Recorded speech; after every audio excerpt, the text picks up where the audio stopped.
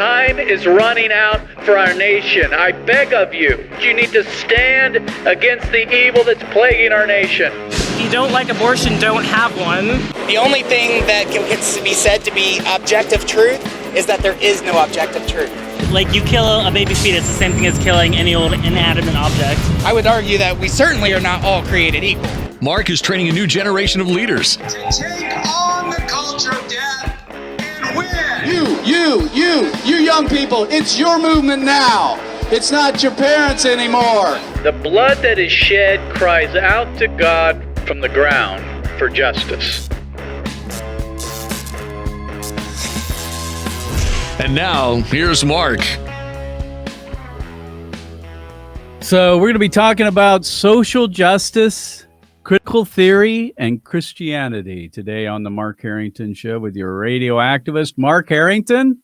And you can find out more by going to markharrington.org. I'm also the director of Created Equal, the pro-life organization here based in Columbus that goes out to high school and college campuses, spreading the truth about abortion and the gospel. So we're going to be talking about social justice, critical theory, Christianity. Are they compatible? That's what we'll be talking about today on the program. And I have as my guest here today, Eric Chabot.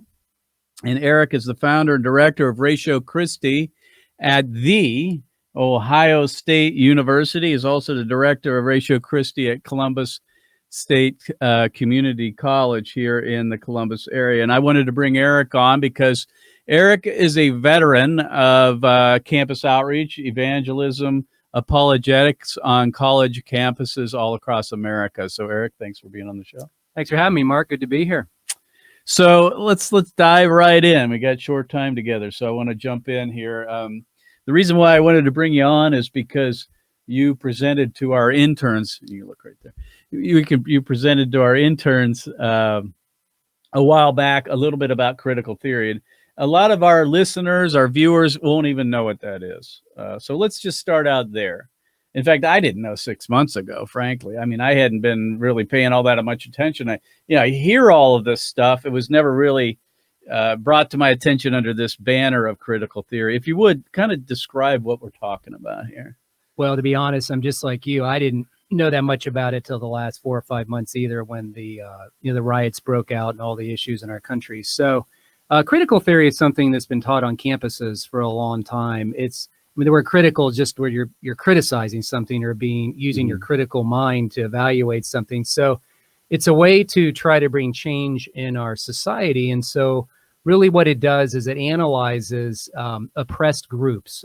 For example, if you're an oppressed group, whether you're a minority, an ethnicity, or whether it's a sexual issue, like an issue of the transgender community or the gay community, it's where critical theory comes along and says, well, this group is the oppressed group, and who's oppressing them? And so they really want to get behind the social structures that are causing this. It's not so much about taking individual responsibility, whereas like in a Christian worldview, we believe that people that oppress others because of power plays, they want to get power of another group, is an issue of sin, and it's wrong. We need to repent and look at everybody's are created equal. They're all image bearers of God. Critical theory comes along and really says, well, this is the oppressed group. We need to find out in society what's behind that. We need to change the social structures of society. That's the issue. So we change it through changing key social structures. So it's about power. It's about getting behind the power, what's behind that. Now, people that are oppressing others in critical theory, you may not even know you're an oppressor. And so, for example, with the racial tensions that are going on, some people may say, well, critical theory comes along and says, well, whites may not really know they're the oppressor here and oppressing the Black community, and we need to change that. And so, whereas we believe that all people have a common shared humanity, whereas we're all image bearers of God, critical theory breaks things up into class. People are broken up into classes, and the thing about critical theory is they're big on identity. And so you're part of a group. And so if you're an oppressed group like the transgender community or the Black community or the gay community, you find your core identity in that group, and then you have to overcome that through changing key social structures. So everything happens as part of the social ills of society. It's not so much about taking individual responsibility and repenting and changing your heart about people and being people's image bearers of God. So critical theory is all over the campuses. It's certainly playing a role in the racial tensions that are out there right now in our society. And you talk about systemic racism, things like that. So it's been around for a while. It's not something that's new. It's, it's definitely entrenched a little bit with Marxism. There's some Marxism elements to it. So it is something that's out there, and it's happening. I see it more and more. You know, it's everywhere. Right. My guest is Eric Chabot. He's the director of Ratio Christi at Ohio State University. And we're talking about critical theory today and social justice and all those things, and as it relates to the church as well. You know, we used to call it identity politics. I mean, it's a part of it, right? Identifying by group rather than our, you know, shared humanity, as you say. You know, the oppressed groups, you've got racial groups, sexual orientation, gender identity, physical ability, age, weight, ableness. Right. These are all the different, and then you talk about intersectionality. Right. What is that? That's where they merge together. Yeah. Right. And so if you, the more oppressed groups that you're a part of, the more that you apparently have a grievance. Right. Right. Well, the key is you hit the nail on the head, this issue of identity. And, you know, I started to see the issue with identity before this whole thing even broke out. I've been teaching a lot of identity for years, like just in apologetic classes. I think that's one of the biggest worldview questions when we train Christians, young Christians like you do, in worldview.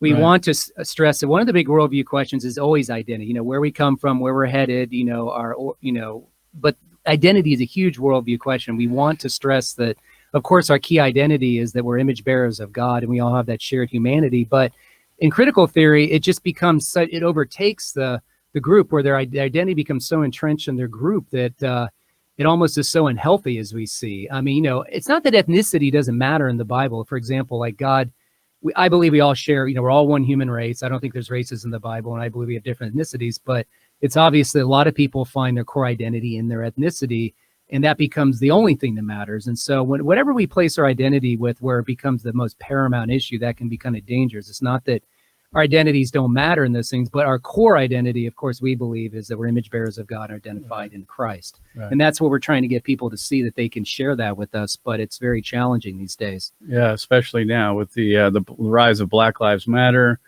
And you know, I want to talk about that too, is this has kind of gone along with it, right? Right. With Black Lives Matter, and obviously we all believe that Black Lives Matter. I think it goes without saying, or should anyway. But we at Created Equal have been addressing the issue of what the organization, the movement, stands for.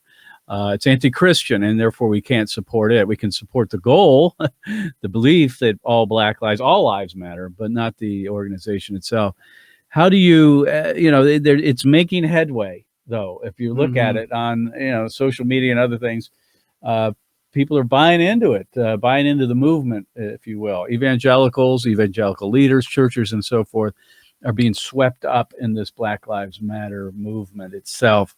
How do you see that? I mean, you deal with it all the time because you're training people in apologetics.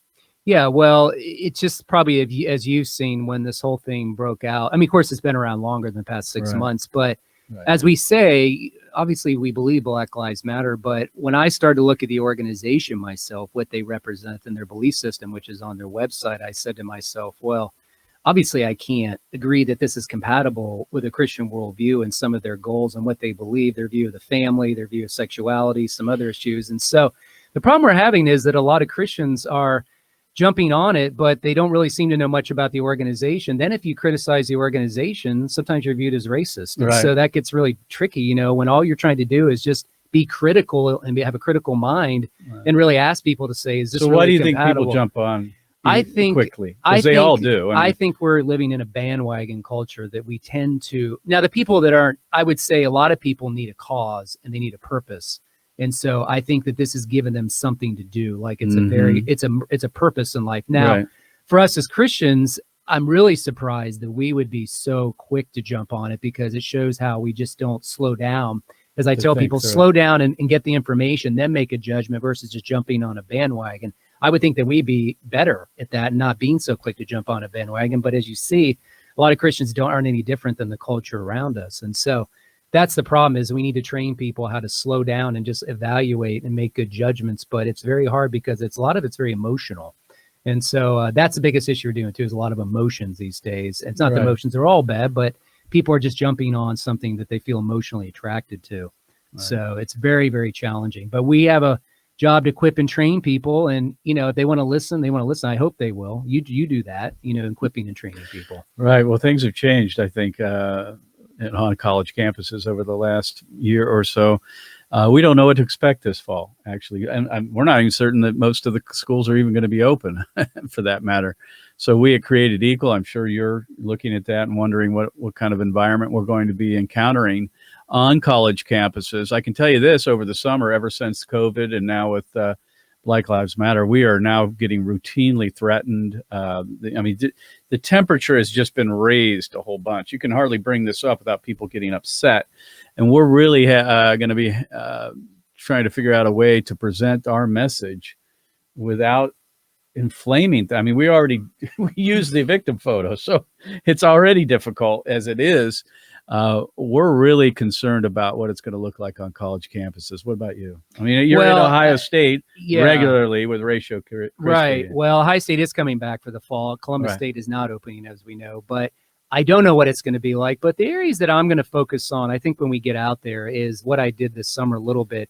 Let's talk about where your concept of justice comes from, injustice, morality, moral obligations, moral duties. And then why do people matter at all? Why are you out there defending the dignity and rights of a specific people group? Why does anyone matter if God doesn't exist? Can you give me a worldview that grounds rights and equality? You know all this already. But I think that's what we need to be targeting with people is why are they out there protesting this stuff? Just like when I was downtown this summer, and I challenged a couple of girls in a kind way that I asked them where their concept of justice and injustice came from. They didn't really know. They didn't know how to explain why people matter. They didn't know about morality. So they were kind of like, well, I never thought about this. Well, don't you think you should know why you're out protesting? Right. You should know these things. And so there actually could be some common ground there, right? Yeah, because it's because we're made in the image of God that we care. Right. It's Everything flows from that. that. Right. And so I think we have an opportunity to kind of go in that direction. But now whether we'll be able to do it and what it'll look like, I don't know. But I think that's the direction we're going to go in with our outreaches to try to go down that road. So that's what we're going to do. And I hope it'll work out. We've got some questions we do and some visual aids to help us. And I'm hoping that people will want to talk about it. I think they will, given the way our campus is. But now we have an election coming up, as you know, and that's going to cause a lot of heated discussions. And we don't really get too much into politics in what we do. But, it is going to be heated this fall. And I don't know what it's going to look like, but we'll do our best to try. As we will as well. So you're listening to your radio activist here on the Mark Harrington Show. You can go to markharrington.org to find out more. I'm speaking to Eric Chabot. He's with Ratio Christi at Ohio State University and Columbus State Community College that are based here in the Columbus, Ohio area, Central Ohio. And we're talking about Black Lives Matter. We're talking about contemporary critical theory and how that is going to affect the way we go about trying to approach people on pro-life issues or apologetics generally, the gospel, evangelism, all that. I think it's going to be affected. And you got to get up to date on this. Eric, what is your website? And, I took a lot of this information from on critical theory from your website. What is it? So my personal website is called thinkapologetics.com, thinkapologetics.com. Right, if you want to read about critical theory, though, there is a free booklet on it at the Ratio Christi website. If you type in critical theory, Ratio Christi, RATIO, then Christi with an I, and you type in critical theory book, you can download it for free, the PDF. Okay. So that's a free booklet that someone put out on the website. But it's important to get educated about it. I think a lot of people just don't know about it. Yeah. Well, here's the thing, folks. If you don't know what critical theory is, you need to know. The fact is, it's happening. You'll recognize when you read the booklet. You'll see, I see what's happening because it's out in front of us on media and everything that's going on with Black Lives Matter and other things. So you'll identify it. You just never really put a term to it. But now you'll know, critical theory, this is something that isn't new. Where does it find its roots, apparently, in the 1920s? Where did it come from? 40s. It goes back to, there's a lot of Germany. There's a lot of German thinkers that had it. It's not anything new, but it does have some ties with Marxist ideas. But yeah, the 20s. And what are the ties? Because Yeah. I think people, we say people are Marxist, neo-Marxist. Well, cultural the Marxism. problem is with Marx, you break people into classes. Right. Everything's broken down into really seeing people through the eyes of classes, and that doesn't really give a shared humanity of any kind. And so, Of course, Marx was not for religion, as we know. I mean, he thought it was and you have obviously Marxism is tied in with a materialistic view of reality, which is incompatible with Christianity. But I don't really think that everyone that gets involved with critical theory of Black Lives Matter knows, doesn't know everything about Marxism and the history. Now, I mean, some of the leaders in Black Lives Matter, as we know, have said they have Marxist training and things, and they have come out and said that. But I don't really think that if you study Marxism, the history of Marxism in society, like in Russia, you'll see that it's really helped societies thrive, and so if you want to be part of something that is espousing Marxism ideas, that's not the route to go. So hopefully people get educated about it, but it's just sadly. Well, so isn't it because of the failure of Marxism that's kind of morphed into not just economic classes, now it's classes based on race, ethnicity, sexuality, age, all those things. Right, exactly. And all this breaking down, and seeing the group identity issue is a huge issue. And so we've got to help people to see where their core identity could be if they'll take a look at it. Right. So let's deal with that. Christians, we believe that our identity is found in Jesus Christ. We're made in the image of God. Why isn't critical theory, as we know it, contemporary critical theory, compatible with Christianity? Just we've talked about it already a little bit, but why? Because churches are buying in. I mean, with some of this stuff with Black Lives Matter, it's very appealing, right, to deal with this that way.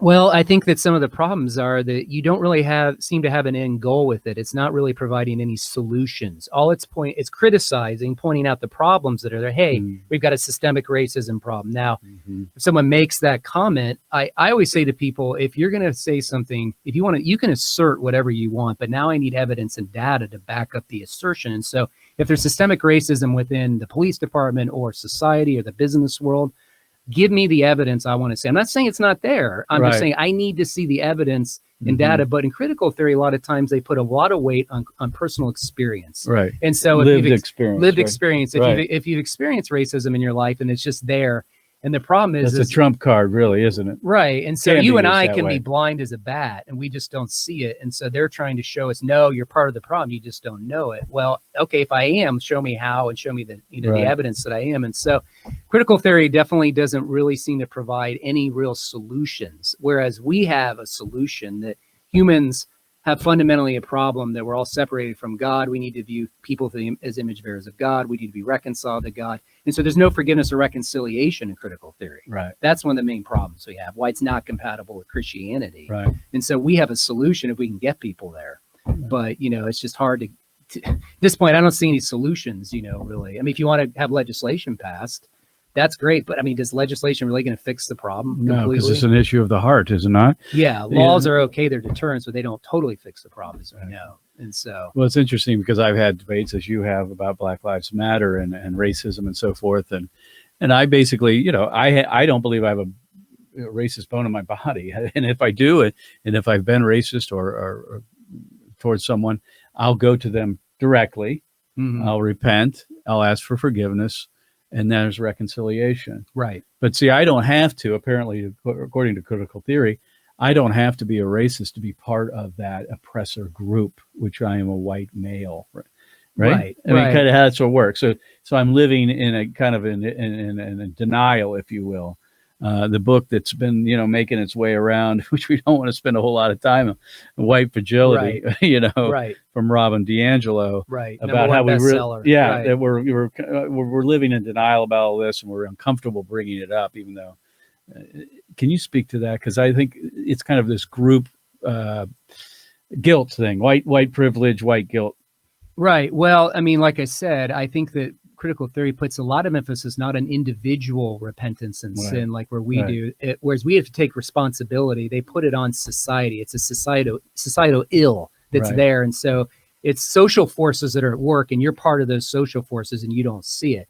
And so I think that what we have to do is show people that that's not really going to change the issue. You know what I mean? The people are the problem. I mean, we're the problem. And so how is changing a social structure and how are you going to go about doing it? Like, what do you do if you fundamentally, if you fundamentally have to change America from the core, the bottom up, that it's fundamentally racist? I mean, how are you going to do that? Well, I mean, first of all, you have to show the evidence and that it's there, you know what I mean? But ultimately you have individuals are the problem. Like you said, if I'm racist towards somebody, I have to go to them and repent and tell them.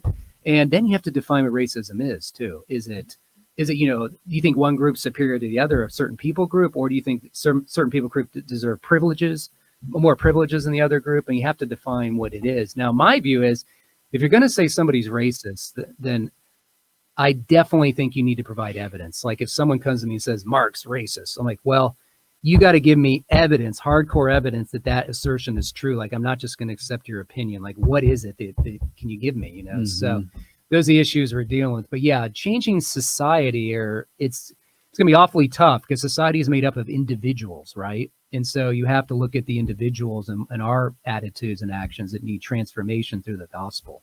So that's the way I view it. Yeah. Well, social justice is a big deal nowadays. Lots of people jumping on that as a bandwagon, social justice warriors, we know. And I've often said, if you're a social justice person and you ignore the plight of the unborn, then I really don't have a whole lot of time for you, frankly. I mean, if you've got a huge blind spot when it comes to, I think, the biggest social injustice issue facing our culture, then maybe we don't have a lot of room to discuss this. How do you feel about that? I mean, it seems to me that Black Lives Matter, the movement itself, they're pro-abortion, and yet millions of American Christians, evangelicals, are jumping on board that bandwagon, but yet ignore the plight of the unborn. Well, it's back to the same issue. If you're going to fight for people and believe a certain people group is being oppressed or there's an injustice, we're back to the issue of your main mission is to show people that those are children that you're oppressing, and that's an injustice against them. So if you can't fight for them, who can't speak for themselves, how can you fight for somebody that's, whether they're age 2, 10, 20, 25, 50 years old? And so you're right. It is one of the huge injustice that they would not even care about that. Now, as far as Christians not caring or not knowing, I think they're just ignorant. I mean, there's good ignorance. Well, that's good ignorance and bad ignorance. Plus, it's popular. I mean, the Black Lives Matter movement is popular. Being in defense of the unborn is not. Right. You don't have a constituency that attends your church and pays tithes and votes and all of those things, right, that you can appeal to. Right. It's a popular thing to jump on a Black Lives Matter. I'm not saying that's the only reason people do it, but they're not going to get much blowback. But when you support defending the preborn, you're going to get a lot of blowback. Right. Well, yeah, you know this better than I do. And so it's an issue of being, worried about what other people think and all those issues. And so obviously you take there's a huge cost to pay when what you do, but you're defending people, and Black Lives Matter is defending people. So what's the difference? We should have common ground. It's always, I always say, they say this is a huge injustice, which I agree. There's injustices out there and the racial issues, but why is it any greater injustice than any other issue, like defending the unborn or anti-Semitism or human trafficking? I mean, they're all injustices. Right. Some people are called the different things, and so we need to show each other grace in that area instead of saying this is the only area that matters in God's eyes. Well, we hear that all the time. If we're not out, petitioning and protesting on behalf of Black Lives Matter, then we can't speak for the unborn. We hear it all the time. Right. So, Eric, we got about 2 minutes left. I want to wrap this up. Let's speak to the Christian who's listening and watching out there that has heard some of this, somewhere, but never put a label on it, as critical theory.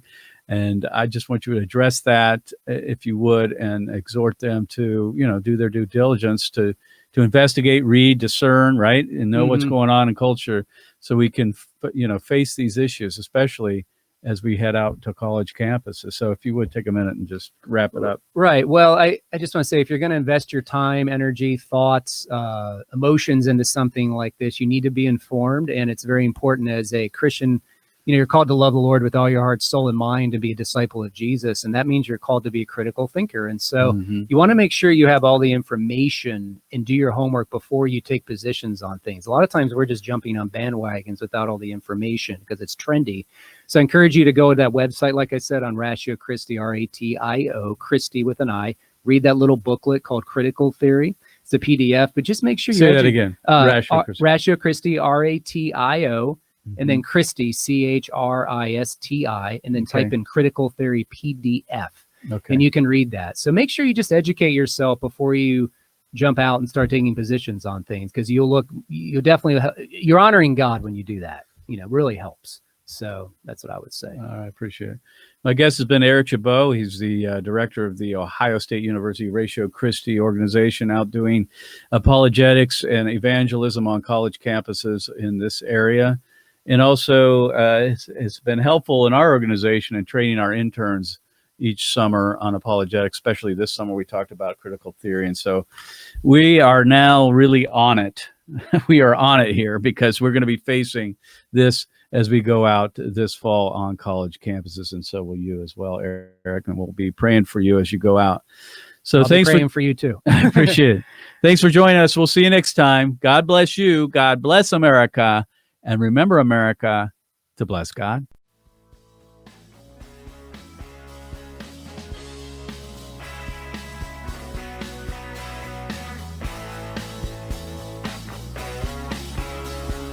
You've been listening to Mark Harrington, your radio activist.